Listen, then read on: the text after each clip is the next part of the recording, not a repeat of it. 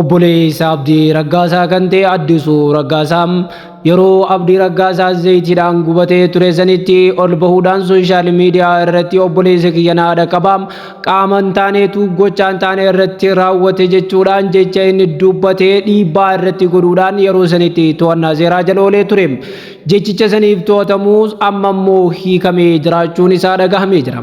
Qaamota hooggansa mootummaa kanneen to'annaa seeraa jala erga oolchanii booda ilaalanii hiikaniin galatoomaa jennaan. Oduu biraatiin shamarreen Fadilaa Biyyaa jedhamtu kan yeroo hedduu deeggartuu paartii badhaadhinaa keessaa maqaan isiidha dubbatamaa oolu sooshaal miidiyaa irratti dorgommii paartii badhaadhinaa keessatti dorgomuudhaaf kan deemtu magaalaa Finfinnee kutaa Kolfee bakka buutee ta'uun beekameeti jira. Fadilaa yeroo baay'ee namoota isii deeggaru sooshaal miidiyaa irratti hedduu kan qabdu yoo ta'u namoonni maqaa isiidha deddeebi'aniiti kaasu. Tarii laata namoonni waa'ee isiidha kan dubbachaa jiran dinqii kan itti ta'e dandeettii isiiti moo bareedina isiiti kan jedhu gaaffii namoota hedduuti.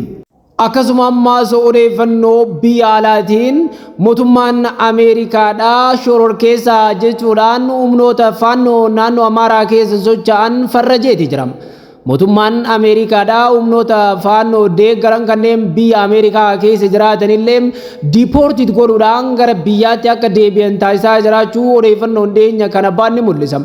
Gabaasni BBC afaan Oromoo irraa har'a nu dhaqqabee akka mul'isutti mootummaan Ameerikaa faannoon shororkeessaadha jechuudhaan farrajee maqaa kana itti laxxafeeti jira.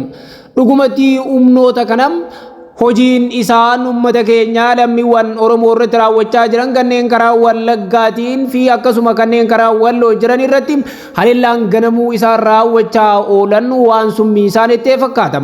Haleellaan isaan lammiiwwan nagaa irratti raawwatan isaanumatti deebi'ee waan isaan nyaachaa jiru fakkaata.